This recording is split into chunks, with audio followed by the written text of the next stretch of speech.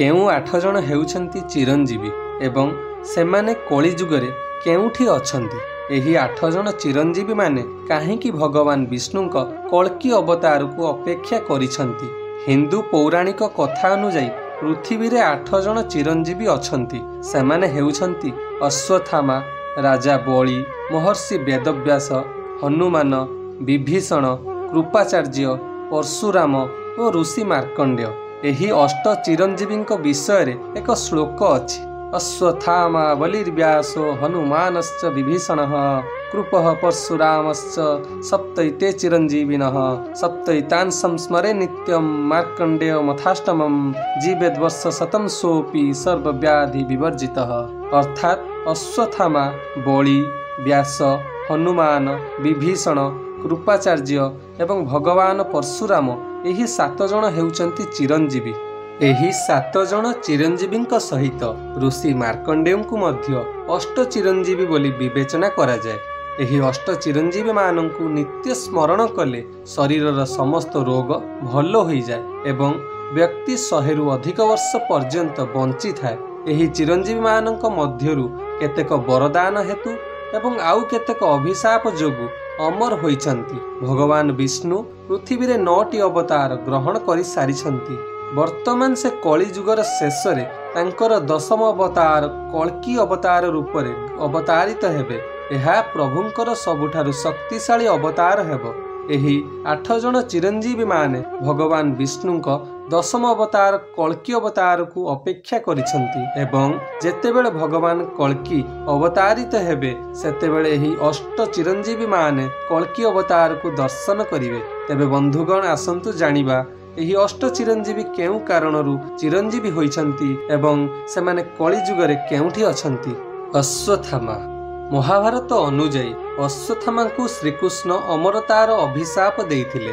जेतेबेले अश्वत्थामा द्रौपदींक पुत्र मानकु पांडव बोली भाबी हत्या करिथिले एवं अभिमन्युंक पत्नी उत्तरांक गर्भरे ब्रह्मास्त्र को प्रयोग करिथिले सेतेबेले श्रीकृष्ण क्रोधित होई अश्वत्थामांकु कली जुगर अंत पर्यंत पृथ्वी रे कुष्ठरोगी भाव रे बुलिबार अभिशाप देइथिले। एही कारणरू अश्वत्थामा चिरंजीवी होई गले। कली जुगरे अश्वत्थामा जीवित थिबा विषय रे अनेक लोक कथा प्रचलित अछि। सेथि मध्यरु किछि लोक विश्वास करंती जे मध्य प्रदेश रो बुरहानपुर जिलार असिरगढ़ दुर्गरे प्रतिदिन अश्वत्थामा भगवान शिवंकु पूजा करबाकू आसंती। कुहा जाय जे अश्वत्थामा अभिशापरु मुक्त हेबा पई भगवान कल्कींकु अपेक्षा करिसंती।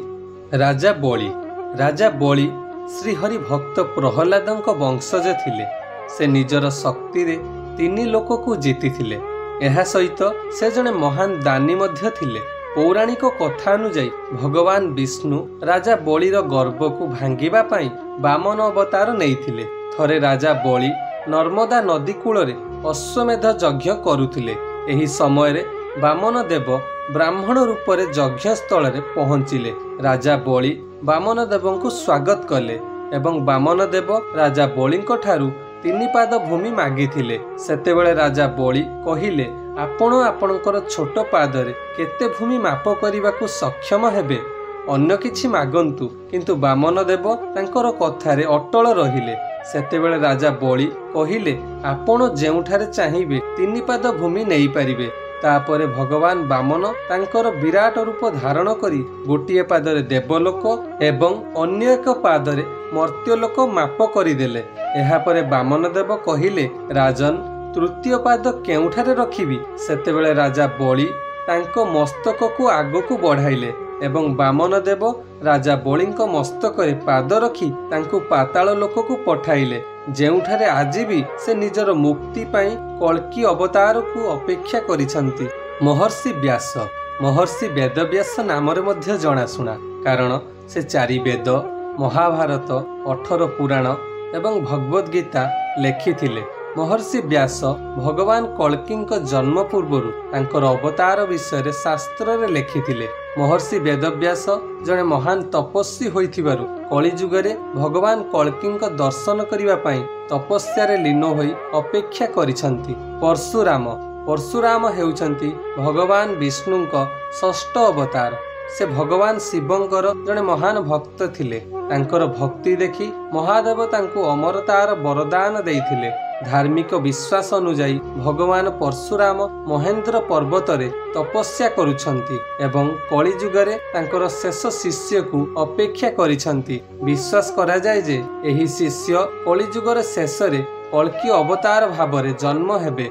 भगवान परशुराम एही शिष्य को तांकर ज्ञान एवं शक्ति प्रदान करिवे, जहा फलरे से अधर्म को नाश करी धर्म प्रतिष्ठा करि परिवे। विभीषण प्रभु रामंकर जड़े अनन्य भक्त थिले। जेतेबेले लंकापति रावण माता सीता को अपहरण करि नैथिले सेतेबेले विभीषण तांको भाई रावण को बहुत बुझाइथिले जे से प्रभु रामंक सहित शत्रुता न करंतु। एहा परे रावण तांको लंकारु बाहर करि देइथिले। तापरे विभीषण भगवान रामंक शरणागत हेले एवं रावणर अधर्म को अंत करिवा पाई धर्म को समर्थन कले।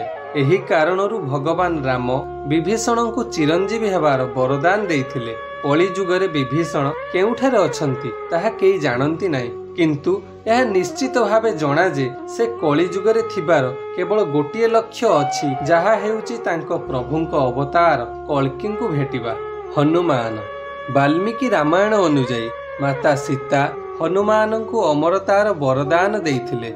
जेतेबेले रावण माता सीता को अपहरण करि नैथिले सेतेबेले हनुमान प्रभु राम को साहाय्य करिवा पाई लंकारे पहुंची थिले एवं लंकार अशोक वाटिकारे माता सीता को भेटिथिले। प्रभु रामंक प्रति हनुमानकर निष्ठा और समर्पण देखि माता सीता हनुमान को अमरतार वरदान देइथिले। माता सीता हनुमान को कहिथिले जे तुमे समस्त राम भक्तंक संकट को दूर करुथिबो। श्रीमद् भागवत अनुजाई कली जुगरे हनुमान गंधमार्दन पर्वत रे रहुछंती।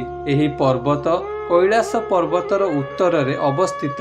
महाभारत अनुजाई अज्ञातवास समय रे भीम द्रौपदींक पाई पद्मफूल आनिबाकू गंधमार्दन पर्वत को जाउथिले। सेतेबेले हनुमान तांको रास्ता अवरोध करिथिले। कुहा जाय जे जेतेबेले भगवान कल्कि अवतारित हेबे सेतेबेले हनुमान प्रभु कल्किंक रूपरे श्री राम को दर्शन करिवे। कृपाचार्य वेद अध्ययन एवं शिक्षादान प्रति उत्सर्गीकृत होइथिबारु कृपाचार्य को चिरंजीवी हेबार वरदान मिलिथिला।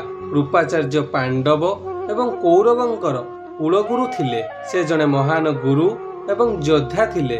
कली जुगरे कृपाचार्य अधर्मर नाश करिबारे भगवान कल्कि को साहाय्य करिवे। ऋषि मार्कंडेयଙ୍କ आयुष 16 वर्ष थिला। जेतेबेले तांकर 16 वर्ष होइथिला सेतेबेले से तपस्या रे लीन थिले। एही समय रे जमराज तांको सम्मुखरे उपस्थित हेले। मार्कंडेय जमराजंकु देखि शिवलिंगं को धरि नेले। जमराज तांको नेइ जिबाकू चाहुथिले। सेतेबेले भगवान शिव सेठारे उपस्थित होई कहिले एही बालकर तपस्या रे मु संतुष्ट एवं मार्कंडेय को अमरतार आशीर्वाद प्रदान करुछि। एही कारणरू ऋषि मार्कंडेय चिरंजीवी होई गले। तेबे बंधुगण आज आमे एही भिडियो रे जानिले जे एही अष्ट चिरंजीवी कली जुगरे केउठी अछंती एवं सेमाने कल्कि अवतार को काहेकि अपेक्षा करिसंती। जदि आपण माननकु ए भिडियोटी भल लागिला तेबे लाइक शेयर एवं सब्सक्राइब करिवे। धन्यवाद।